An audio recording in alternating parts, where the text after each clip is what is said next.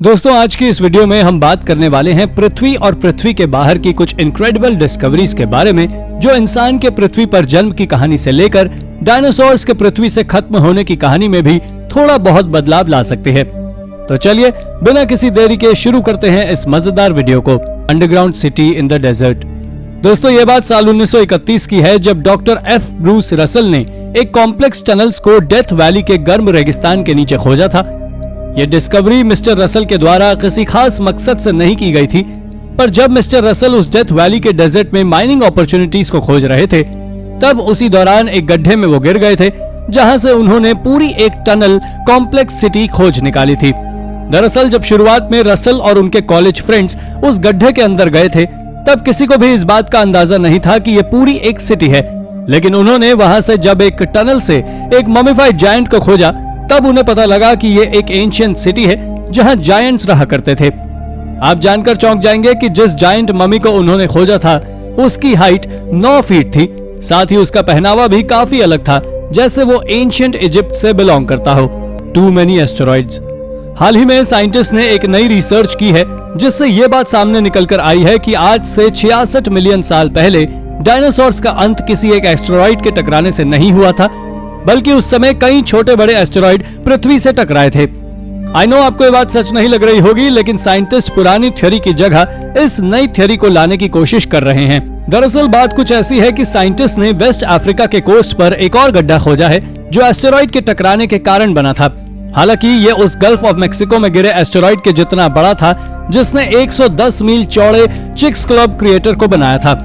लेकिन ये अफ्रीका के कोस्ट पर मिला एस्टेरॉइड के कारण बना गड्ढा भी करीब 5 मील तक चौड़ा है, जिसे साइंटिस्ट ने नादिर नाम दिया है, जो पानी के अंदर 1300 फीट की गहराई में है। इसके बारे में यूनिवर्सिटी ऑफ एरिजोना के महान साइंटिस्ट वेरोनिका ब्रे का मानना है कि इसके पानी में गिरने से करीब 3000 फीट की बाढ़ आई होगी, जो वाकई में इसे एक बड़ी खोज बनाता है। Fishing for fossils. ये चौंका देने वाली डिस्कवरी नेब्रास्का में एक फिशिंग टूर्नामेंट के दौरान की गई थी। दरअसल जब एंडी मोर नाम का आदमी साउथ डकोटा में हो रहे एक फिशिंग कंपटीशन के दौरान मछलियां पकड़ रहा था, तब उसका हुक पानी के अंदर मौजूद किसी चीज में जाकर फंस गया था। दोस्तों जब उसने अंदर जाकर देखा तो पाया कि उसका हुक एक स्केलेटन में फंसा हुआ था, और जब उसने उस स्केलेटन को बाहर निकाला तो उन्होंने बताया कि ये या तो किसी हिरण का स्केलेटन है या किसी कैटफिश का, और उन्होंने इसकी फोटो खींचकर सोशल मीडिया पर पोस्ट कर दी।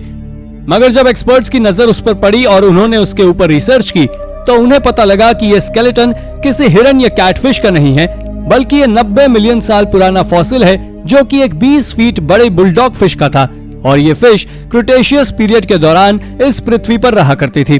अब तो आप स्वयं ही अंदाजा लगा सकते हैं कि यह कितनी बड़ी खोज है। Rare purple pearl. इस रेयर पर्पल पर्ल की खोज पेनिसिल्वेनिया के स्कॉट ओवरलैंड में अगस्त 2022 में ही की गई है। असल में बात कुछ ऐसी है कि जब एक कपल अपने 2 बच्चों के साथ वेकेशन मनाने डेलावेयर में जाते हैं, तो वहीं एक होटल में डिनर करने का फैसला लेते हैं। पर जब वो क्लैम को खा रहे होते हैं, तो स्कॉट नाम के आदमी के दांतों में कुछ अजीब क्रंची सा अटक जाता है, और उसे लगता है कि ये एक शेल का टुकड़ा या कोई हार्ड कैंडी होगी। हालांकि जब वो उसे मुंह से बाहर निकाल कर देखता है, तो वो एक extraordinary rare purple pearl होता है, और जिस क्लैम को वो खा रहा था, उसने उसे केवल $14 में ही खरीदा था। लेकिन जब वो उस पर्पल पर्ल को बेचने के लिए निकला, तो उसने पाया कि ये पर्पल पर्ल करीब $1500 के आसपास का है। एस्टेरॉइड रियोगु।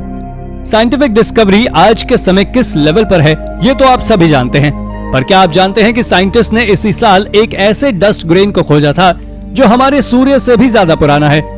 आप जान लें कि इसके खोजे जाने के बाद साइंटिस्ट ने दावा किया है कि कहीं ना कहीं हम इंसानों के पूर्वज एलियंस हैं।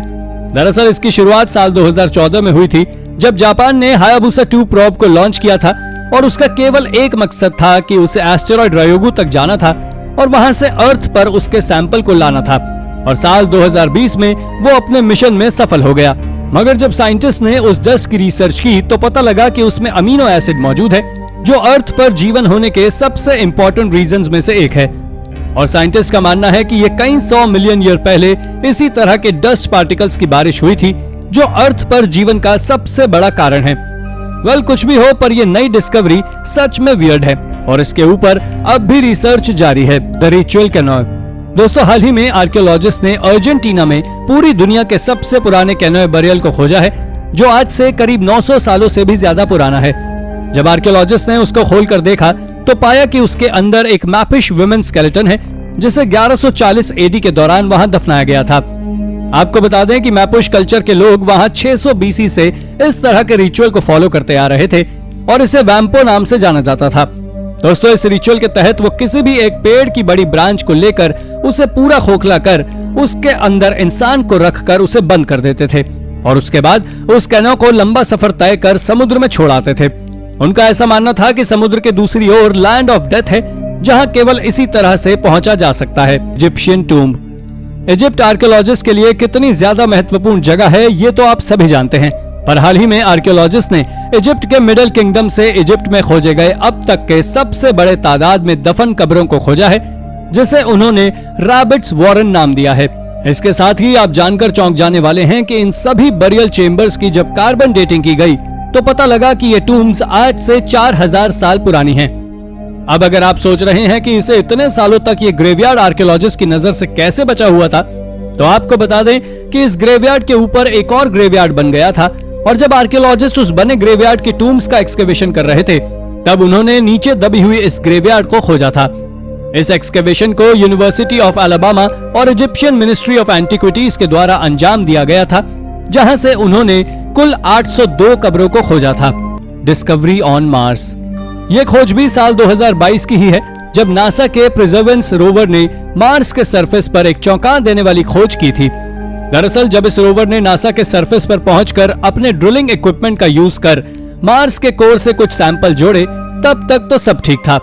हालांकि जब उन सैंपल्स की जांच की गई तो पता लगा कि मार्स पर एक समय जीवन था, क्योंकि उस सैंपल की जांच करने पर यह बात सामने निकल कर आई कि ये सैंपल आज से कई 100 मिलियन साल पहले लावा के ठंडे होने के बाद बना हुआ मटेरियल है। इसके साथ ही उस रोवर ने वहां से कुछ इमेजेस को भी कैप्चर किया था, जिसमें आप साफ तौर पर देख सकते हैं कि पत्थर किस तरह पानी के बहाव के कारण कट चुके थे। यानी एक बात तो साफ है कि मार्स पर भी एक समय पानी भी हुआ करता था और आज भी इस बारे में साइंटिस्ट रिसर्च करने में लगे हुए हैं। Our first step. दोस्तों, पिछले 200 सालों में आर्कियोलॉजिस्ट ने कई सारे एक्सपेरिमेंट्स को कर सावाना हाइपोथेसिस को सामान्य तौर पर एक्सेप्ट कर लिया है। इस हाइपोथेसिस के अनुसार ह्यूमन एवोल्यूशन अफ्रीका के खुले ग्रासलैंड से हुआ था और आपको बता दें कि इस थ्योरी में ऐसा भी बताया गया है कि आज से 8 मिलियन साल पहले के इंसान घने जंगलों में रहते थे, लेकिन 8 मिलियन साल पहले घने जंगल 2 हिस्सों में टूट गए और हमारे पहले पूर्वज पहली बार 2 पैरों पर चलना सीखे थे। दरअसल वो सवाना को छोड़कर जब खुले एरिया में निकले तो वहाँ बहुत कम मात्रा में पेड़ होते थे, जिसके चलते हमारे पूर्वजों ने हाथों की जगह पैरों से चलना सीखा था। इसके बारे में जियोलॉजिकल मॉडर्न रिसर्च कहती है कि घने जंगलों का हिस्सों में टूटना या ऐसा कुछ किसी भी होमिनिड्स को 2 पैर पर चलने के 3 मिलियन साल पहले हुआ था, जो सच में एक रहस्यमय थ्योरी है जिसके बारे में अब तक कोई भी श्योर नहीं है, पर इसे हाल ही में साइंटिस्ट ने सामान्य रूप से एक्सेप्ट कर लिया है। Medieval kitchen. इस मिडिएवल किचन की डिस्कवरी चेक रिपब्लिक में आर्कियोलॉजिस्ट ने एक मिडिएवल हाउस के एक्सकेवेशन के दौरान की थी। यह किचन उस मिडिएवल हाउस के लोअर सेक्शन में अच्छी हालत में खोजा गया था, जो लगभग 15 सेंचुरी के आसपास बनकर तैयार हुई थी। इसके साथ ही वो घर पिछले 600 सालों से पूरी तरह अनटच्ड था और उस किचन में कई जरूरी चीजें थी, जैसे कि ब्रिक ओवन, ह्यूज अर्थ, सिरेमिक वेसल्स और लगभग सभी छोटी मोटी चीजें मौजूद थी जिसे कुकिंग के लिए उस समय यूज किया जाता था, जिससे आर्कियोलॉजिस्ट ने यह अंदाजा लगाया था कि यहाँ एक लोकल एलीट रूलर रहा करता था। Ancient Alabama. दोस्तों, ये खोज पूरी नॉर्थ अमेरिका की सबसे बड़ी, सबसे लंबी और सबसे अंधेरी गुफा की है, जो अलाबामा में मौजूद है। इस केव का नाम 19th अननेम्ड केव है, जो अंदर ही अंदर काफी लंबे एरिया को कवर करती है। आपको बता दें कि इस केव के अंदर एंशिएंट आर्ट भी मौजूद है, जो पिछले 1000 सालों से वहां मौजूद था, पर पिछले कुछ सालों तक किसी को उनके बारे में पता तक नहीं था। मगर हाल ही में जब रिसर्चर्स इस जगह की 3D स्कैनिंग कर रहे थे, तब उन्होंने इस केव और इसके अंदर के आर्ट को खोजा, जिसमें बर्ड्स, इंसेक्ट्स, रैटल स्नेक और कई अजीब इंसानों की तरह दिखने वाले कुछ जीवों के स्कल्पचर बने हुए थे। लेकिन 1000 साल से भी ज्यादा का समय बीत जाने के कारण इस केव के अंदर मौजूद पेंटिंग्स फीकी पड़ चुकी है। और आपको ये बात जानकर हैरानी होगी कि इस केव का एंट्रेंस गेट अब तक आर्कियोलॉजिस्ट ने रिवील नहीं किया है, जो आज तक रहस्यमयी है, लेकिन उन्होंने इसे एंशिएंट अलाबामा नाम जरूर दिया है। नक्कल bone dice in southern Israel. दोस्तों, नकल बोन डाइस की खोज हाल ही में सदर्न इजराइल में की गई है और जब आर्कियोलॉजिस्ट ने इन नकल बोन्स को खोजा था तो शुरुआत में इसे साधारण सी खोज समझा गया था, लेकिन बाद में जब रिसर्चर्स ने इसकी लैब में जांच की तो पता लगा कि इन नकल बोन्स पर ग्रीक गॉड्स के नाम कार्व्ड हैं, जिनमें से कुछ नाम तो बहुत ज्यादा पॉपुलर भी थे, जैसे कि एफ्रोडाइट जिन्हें गॉडेस ऑफ लव कहा जाता था, हेरा यानी कि ज़्यूस की पत्नी, और हर्मीज जिन्हें भगवान का मैसेंजर कहा जाता था। तब तो आप अंदाजा लगा ही सकते हैं कि ये नकल बोन्स कितने ज्यादा रेयर हैं। कई रिसर्चेस बताती हैं कि इन पर गॉड के नाम होने के बावजूद भी इन्हें एक डाइस की तरह यूज में लिया जाता था, वो भी आज से 2300 साल पहले। और हाँ, इन्हें कई तरह के रिचुअल्स के लिए भी उपयोग किया जाता था। वैसे इसके बारे में इजराइल एंटिक्विटीज अथॉरिटी का कहना है कि ये नकल बोन्स किसी इंसान के शरीर की नहीं है, बल्कि ये बकरी की तरह दिखने वाले किसी जीव की है। Roman size engines. इसके बाद अब हम बात करने वाले हैं इजराइल में खोजे गए एक रोमन एम्पायर के समय के सेज इंजन के बारे में, जिसे आज से 2000 साल पहले यरूशलेम को मिटाने के लिए रोमन के द्वारा यूज किया गया था। दरअसल ये युद्ध ज्यूइश और जूडिया के लोगों के बीच हुई एक बहस का हिस्सा था, जिस कारण से रोमन्स ने ज्यूइश पीपल के ऊपर टैक्स बढ़ा दिए थे और उसका रिजल्ट ये हुआ कि ज्यूइश ने प्रोटेस्ट करना शुरू कर दिया। पर रोमन्स ने धीरे धीरे ज्यूइश के सारे बड़े बड़े पॉलिटिकल लीडर्स को बंदी बना लिया, लेकिन किंग नेरो को यह बात अच्छी ना लगी, जिस कारण से उन्होंने रोमन पर हमला कर यरूशलेम को कब्जे से छुड़ा लिया। लेकिन उसके बाद रोमन ने पूरे एरिया को सीज कर दिया और यरूशलेम के सेकंड टेंपल को तबाह कर और यरूशलेम को वापस अपने कब्जे में ले लिया। हालांकि हाल ही में आर्कियोलॉजिस्ट ने उस सीज इंजन को खोज निकाला है जिसे उस समय उपयोग में लिया गया था, जो वाकई एक बहुत बड़ी खोज है। चाइना's फेरी वर्ल्ड। चाइना के बारे में तो आप सभी जानते हैं कि चाइना कितना बड़ा है और वहां से हर रोज किसी ना किसी अजीब चीज की खोज होती रहती है। लेकिन हाल ही में आर्कियोलॉजिस्ट ने चाइना की सैंगजिंग सिटी से एक अजीब आर्टिफैक्ट के कलेक्शन को खोजा है, जिसमें सर्पेंट्स के ब्रॉन्ज स्कल्पचर्स, ह्यूमन हेड, सोने से बने मास्क और तो और कुछ ब्रॉन्ज बॉक्सेस भी शामिल हैं और उन बॉक्सेस में भारी मात्रा में जेड बरामद किया गया है। इसके बारे में चाइना की कुछ बड़ी यूनिवर्सिटीज का मानना है कि ये चीजें या कहें कि ये आर्टिफैक्ट्स आज से 4000 साल पुराने फेरी चाइना को दर्शाते हैं। दोस्तों, इसके बारे में ज़हाओ हाल नाम की यूनिवर्सिटी ने तो ये तक दावा किया है कि ये आर्टिफैक्ट्स किसी अमीर सिविलाइजेशन से बिलोंग करते हैं जो आज से कई हजार साल पहले ही विलुप्त हो चुका है। यह जगह कितनी ज्यादा रहस्यमयी है इसका अंदाजा आप इस बात से ही लगा सकते हैं कि जब 1980s में इस जगह का एक्सकेवेशन किया गया तभी यहाँ से करीब 13,000 से ज्यादा एंशिएंट आर्टिफैक्ट्स को खोज लिया गया था। ये आर्टिफैक्ट्स इसलिए भी कुछ ज्यादा अजीब हैं क्योंकि यहाँ से मिले आर्टिफैक्ट्स में ज्यादातर 4000 साल पुराने ब्रॉन्ज आर्टिफैक्ट्स शामिल हैं और उस समय ब्रॉन्ज काफी ज्यादा कीमती मेटल हुआ करता था। एंशिएंट चॉम्पर। दोस्तों, क्या कभी आपने सोचा है कि जब प्री हिस्टोरिक टाइम्स में किसी भी तरह का दांत साफ करने के लिए कोई तरीका या कहीं गैजेट नहीं होता था तो उसके बावजूद भी प्री हिस्टोरिक लोगों के दांत आज के इंसानों की तुलना में ज्यादा मजबूत कैसे होते थे? अगर हाँ, तो आपको बता दें कि इसके बारे में Australian centre for ancient DNA के डायरेक्टर एलन कूपर का कहना है कि प्री हिस्टोरिक ह्यूमंस का मुंह हमारे मुकाबले कई गुना ज्यादा हेल्दी होता था। पर आप जानकर चौंक जाने वाले हैं कि जब तक एंशिएंट ह्यूमन नोमैडिक पीपल की तरह रहते थे तब तक उनके दांत हेल्दी थे, लेकिन जैसे ही वो सेटल हुए और उन्होंने खेती करना शुरू की उसके बाद से ही लोग ओरल डिजीज का शिकार बनना शुरू हुए। दरअसल इसके पीछे का कारण कुछ और नहीं बल्कि हमारा आज का खान पान है, क्योंकि आज के समय खाने में कार्बोहाइड्रेट्स और शुगर काफी ज्यादा मात्रा में होती है, जबकि पुराने समय में लोग केवल मीट और रॉ फूड ही खाते थे। आई नो कि ये थ्योरी थोड़ी अजीब है पर यह पूरी तरह सच है। The divine Olmec rulers. इस रिमार्केबल खोज को मेक्सिको के टेनोसिकी में अगस्त 2022 में ही अंजाम दिया गया है। दोस्तों, ये खोज रिमार्केबल इसलिए भी है कि वहां से आर्कियोलॉजिस्ट को ओल्मेक मॉन्यूमेंट्स का एक बहुत विशाल सेट मिला है जिसमें कई कार्व्ड लाइमस्टोन रिलीफ्स भी शामिल हैं।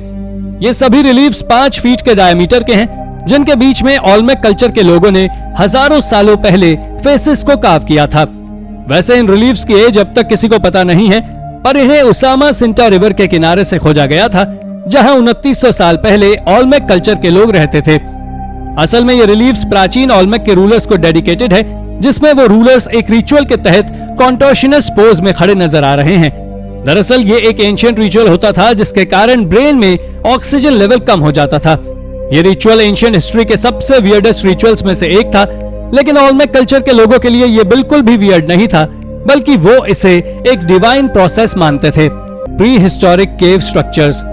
दोस्तों, आर्कियोलॉजिस्ट ने फ्रेंच की सबसे पॉपुलर केव में कई सारे मिस्टीरियस स्ट्रक्चर्स की खोज की है, जिसके बारे में आर्कियोलॉजिस्ट का मानना है कि ये इंसानों के द्वारा बनाए गए सबसे पुराने बिल्डिंग प्रोजेक्ट्स में से एक हैं। ये स्ट्रक्चर्स आज से करीब 1,75,000 साल से भी ज्यादा पुराने हैं, लेकिन इसके पीछे की मिस्ट्री ये है कि आज तक कोई ये पता नहीं कर पाया कि आखिर इन केव स्ट्रक्चर्स को बनाने का असली पर्पस क्या था। ऐसा नहीं कि इन केव्स में कोई रहता नहीं था, बल्कि इन केव्स में आज से 1 लाख साल पहले निएंडरथल्स रहा करते थे। हालांकि अगर इसके अंदर बने स्ट्रक्चर के बारे में बात करें तो इसमें करीब 400 स्टालगमाइट्स का उपयोग किया गया है, जिसे सीलिंग और जमीन पर सजाने के लिए लगाया गया था। यह अब तक खोजे गए सबसे प्राचीन केव स्ट्रक्चर्स में से एक है, जिसे देखने के बाद आप भी चौंक जाएंगे। Spanish Graves. चलिए तो अब बात करते हैं पूरी दुनिया की सबसे पुरानी मुस्लिम सिमेट्रीज के बारे में, जिसे हाल ही में स्पेन के आइबेरियन पेनिनसुला में मौजूद सबसे पुरानी आर्कियोलॉजिकल साइट से खोजा गया है।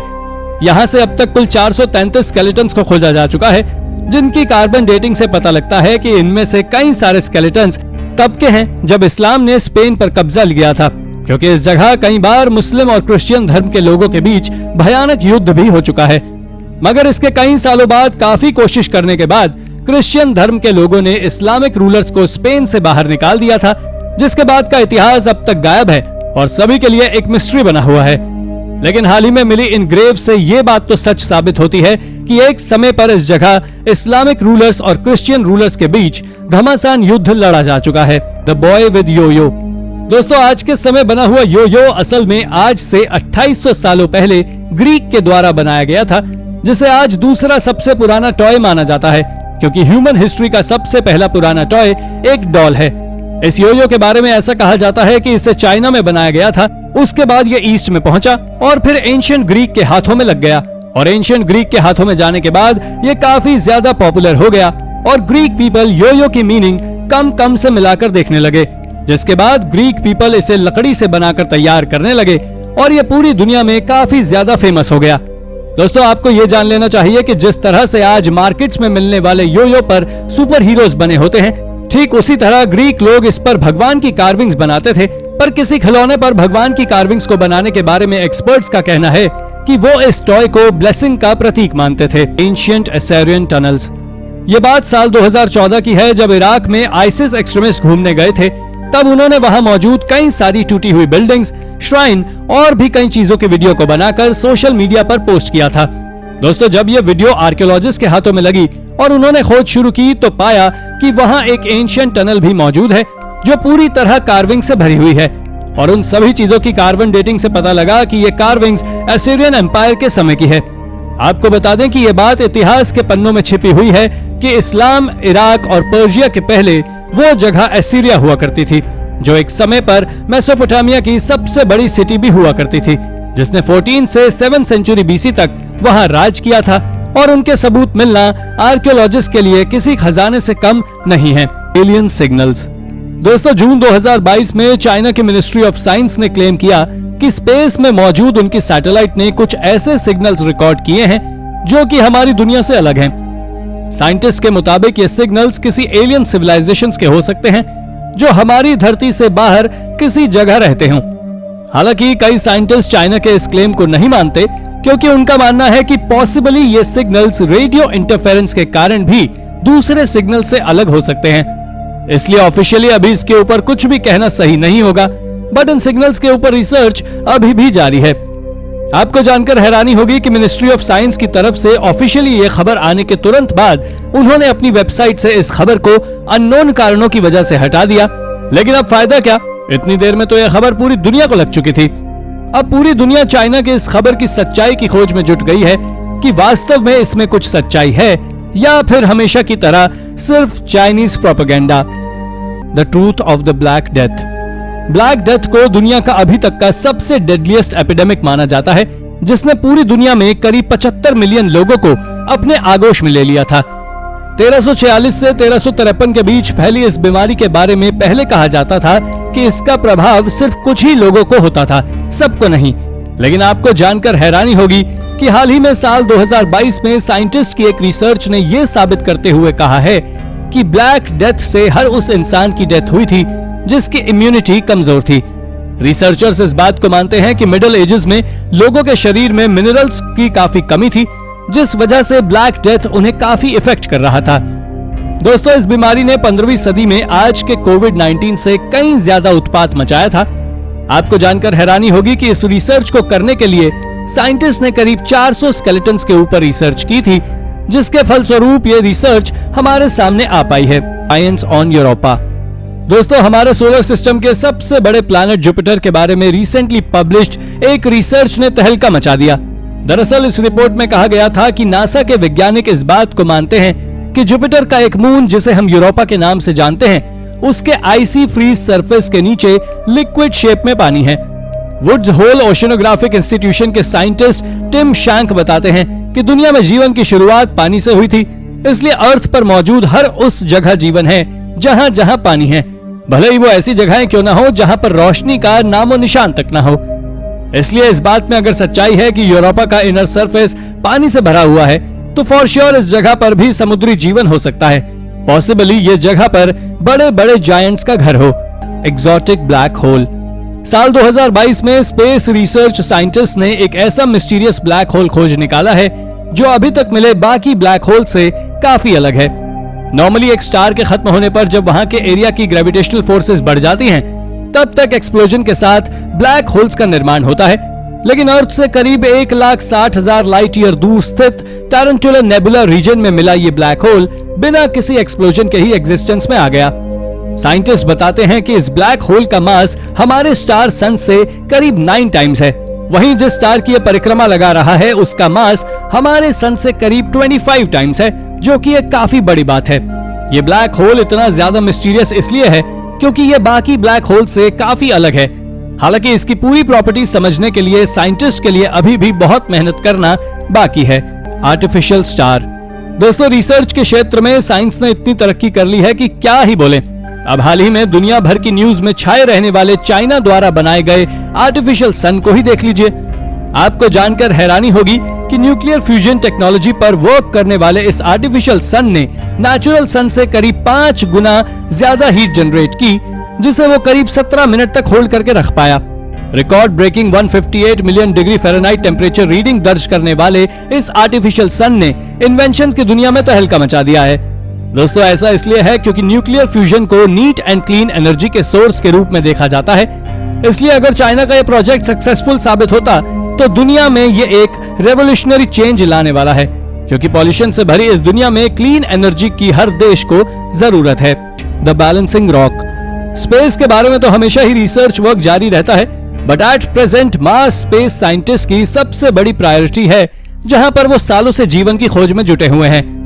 इस रिसर्च में नासा ने साल 2021 में मार्स पर अपने परसेवरेंस रोवर्स भेजे थे, जिन्होंने वहां से कई सारे ऐसे एविडेंस भेजे जिससे यह पता लग सकता है कि मार्स पर ऐसा बिल्कुल भी नहीं था जैसा कि वो आज दिखता है। दरअसल वहां मौजूद रिवर्स और माउंटेन्स के सबूत इस बात की पुष्टि करते हैं कि किसी जमाने में ये प्लैनेट काफी ज्यादा हरा भरा हुआ करता था। शायद ही आपको मालूम हो कि इन रोवर्स द्वारा भेजी गई इस इमेज में एक ऐसी बैलेंसिंग रॉक भी दिखाई दी जो बिना किसी सपोर्ट के एकदम बराबर माउंटेन टॉप पर रखी हुई थी। इनको देखकर ऐसा लग रहा था मानो इसे किसी ने उस जगह जमाया हो। अनप्रेडिक्टेड ग्रेविटेशनल फोर्स वाले इस प्लैनेट पर इस तरह का बैलेंसिंग रॉक का होना अपने आप में एक अनोखी बात है। The James Webb telescope. Space research की दुनिया में दिन ब दिन नए नए आयाम गढ़े जा रहे हैं, जिसमें अंतरिक्ष को चीरते हुए हम इंसान अपार संभावनाओं वाले अंतरिक्ष को और भी नजदीक से जानने के काबिल बनते जा रहे हैं। स्पेस रिसर्च के इसी क्रम में सबसे बड़ा रोल प्ले किया है जेम्स वेब टेलीस्कोप ने, जिसके बारे में क्लेम किया जाता है कि यह टेलीस्कोप अभी तक दुनिया का सबसे एडवांस टेलीस्कोप है, जो धरती से लाखों लाइट ईयर दूर स्थित गैलेक्सीज की फोटोज क्लिक कर सकता है। दोस्तों, इस टेलीस्कोप के लॉन्च होने के मात्र एक हफ्ते बाद ही इसने दुनिया की अभी तक मिली सबसे पुरानी गैलेक्सी की तस्वीर निकाली, जिसकी उम्र करीब 13.5 बिलियन ईयर्स है।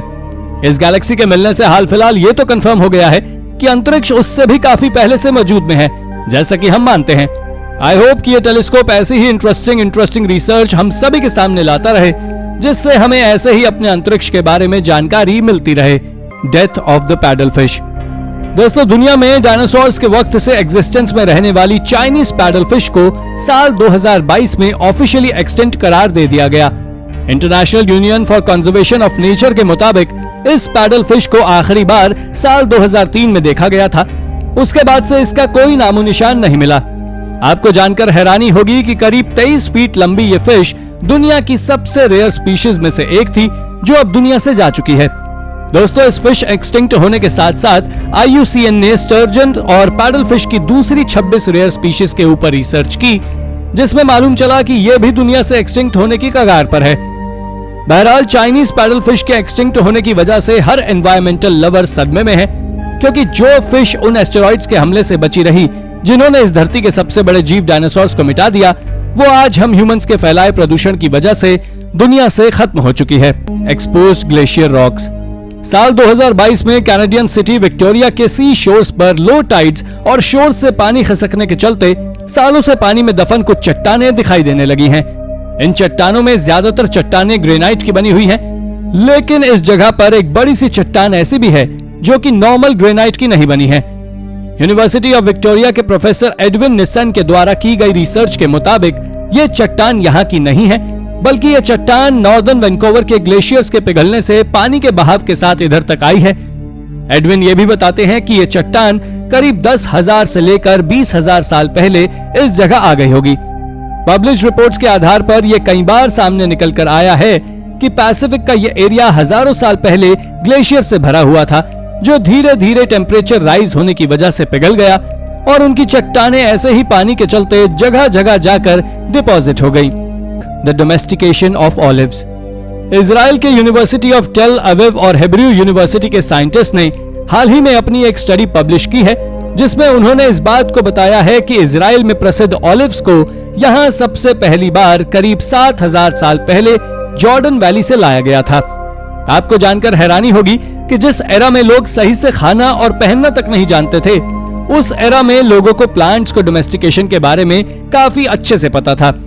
एक आर्कियोलॉजिकल एक्सकेवेशन के दौरान मिले चारकोल्स को स्टडी कर साइंटिस्ट इस बात तक पहुंच पाए हैं कि इजराइल वास्तव में ऑलिव्स का नेचुरल होना नहीं है, बल्कि इन्हें इस जगह कहीं और से लेकर लाया गया था, जो कि एक सफल एक्सपेरिमेंट साबित हुआ। और इसलिए आज हम दुनिया भर में लोगों को इजराइल के ऑलिव्स की तारीफ करते हुए सुनते हैं। माया क्रिप्ट। जिस तरह आज दुनिया में फुटबॉल या क्रिकेट पसंद किया जाता है, उसी प्रकार लगभग 1650 बीसी में माया कल्चर के लोग एक बॉल गेम को पसंद करते थे, जिसे माया बॉल गेम के नाम से जाना जाता था। दोस्तों, इस खेल को लैटिन अमेरिका में काफी पसंद किया जाता था। एक्सपर्ट्स बताते हैं कि इस खेल में लोग रैकेट गेम की तरह एक दूसरे के ऑपोजिट खड़े होकर एक ह्यूमन शेप्ड बॉल को अपने हिप्स से एक दूसरे की तरफ मारते थे।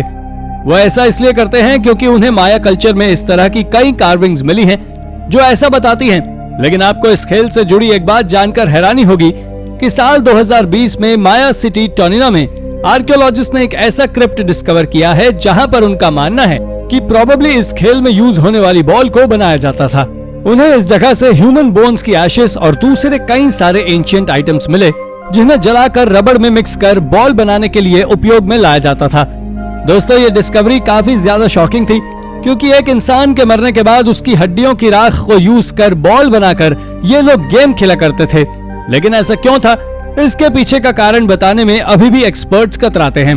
The temple in the Alps. दुनिया के सबसे खूबसूरत देशों में से एक इटली में एक ऐसा अंडरग्राउंड टेम्पल मौजूद है जिसे 8th वंडर ऑफ वर्ल्ड कहा जाता है। ये टेम्पल यूरोप के सबसे बड़ी पर्वत श्रृंखला एल्प्स में स्थित है। आपको जानकर हैरानी होगी कि ये टेम्पल पहाड़ों की गोद में करीब 30 मीटर नीचे है, जिससे पहाड़ को काटकर ही बनाया गया है। इसलिए इस टेम्पल को लोकेट करना काफी मुश्किल है। देखने में निहायत खूबसूरत ये टेम्पल ऐसे लगता है मानो इसे किसी एंशिएंट रिलीजियस रोमन ग्रुप में हजारों सालों पहले बनाया है। लेकिन सच्चाई ये है कि इसके 1978 में ऑबर्टो एरोडी नाम के व्यक्ति ने अपने 150 अनस्किल्ड वर्कर्स के साथ मिलकर बनाना शुरू किया था। लोग बताते हैं कि ऑबर्टो को 4 साल की उम्र से ही इस टेम्पल के विजुअल्स आते थे, इसलिए उन्हें इसे बनाने की ओर ध्यान देना शुरू किया। दोस्तों, सालों तक पुलिस और प्रशासन से अपने इस टेम्पल को बचा कर रखने के बाद आखिरकार 1992 में पुलिस को इस कंस्ट्रक्शन की सूचना लग गई और वो वहां पर पहुंच गए। तब से लेकर ये टेम्पल आज तक दर्शकों के लिए एक कौतूहल का विषय बना हुआ है। The entrance to hell. Greek mythology में जहां माउंट ओलंपस को गॉड के प्लेस की तरह माना जाता है, तो वहीं हेड्स को गॉड ऑफ अंडरवर्ल्ड के रूप में देखा जाता है। आपको जानकर हैरानी होगी कि इस कॉन्सेप्ट से प्रेरणा लेकर आर्कियोलॉजिस्ट ने टर्की के हायरोपोलिस में एक ऐसी जगह को खोज निकाला है जो हेड्स की थ्योरी को सही साबित करते हैं। इस जगह पर कई सारे हॉट स्प्रिंग्स के स्रोत हैं, जिनके बारे में बिलीव किया जाता था कि इस जगह पर पूरी दुनिया के लोग आकर नहाकर अपने गॉड्स की पूजा करते थे। इसी जगह पर आर्कियोलॉजिस्ट को एक रहस्यमय अंडरग्राउंड गुफा मिली है जो हेड्स की थ्योरी को पूरी तरह सपोर्ट करती है। दरअसल इस गुफा के अंदर अगर कोई भी जानवर आता है तो वो वहीं मर जाता है, और अगर कोई इंसान इसमें जाता है तो वो बहुत ज्यादा बीमार हो जाता है। कुल मिलाकर हेड्स की जो कहानी बताई गई थी, ये जगह उसको सही साबित करती है। हालांकि वो बात अलग है कि सच्चाई ये है कि इस जगह पर सल्फर की मात्रा अधिक होने की वजह से टॉक्सिक गैसेस निकलती हैं, जिस कारण से इस लिविंग बींग्स के लिए ये जगह खतरनाक है। Oldest ground water. जुलाई 2022 में साइंटिस्ट की एक टीम को अफ्रीका के जोहानिसबर्ग की एक गोल्ड माइन की खुदाई के दौरान दुनिया का सबसे पुराना ग्राउंड वाटर मिला है। दोस्तों, इस ग्राउंड वाटर के लिए कहा जा रहा है कि ये आज से करीब 1.2 बिलियन ईयर पुराना है। साइंटिस्ट का मानना है कि जमीन से करीब 3 किलोमीटर नीचे मिले इस पानी की वजह से अब साइंटिस्ट को नेचुरल एनर्जी प्रोडक्शन और अर्थ क्रस्ट में उसके स्टोरेज के बारे में और भी ज्यादा जानने को मिल सकेगा। इस डिस्कवरी के सूत्रधार रहे साइंटिस्ट ओलिवर वॉर ने इस डिस्कवरी को Pandora box of helium and hydrogen producing power नाम दिया है, जो आगे चलकर रिसर्च के क्षेत्र में एक लैंडमार्क डिस्कवरी बनने वाली है। Vikings Heidi holes.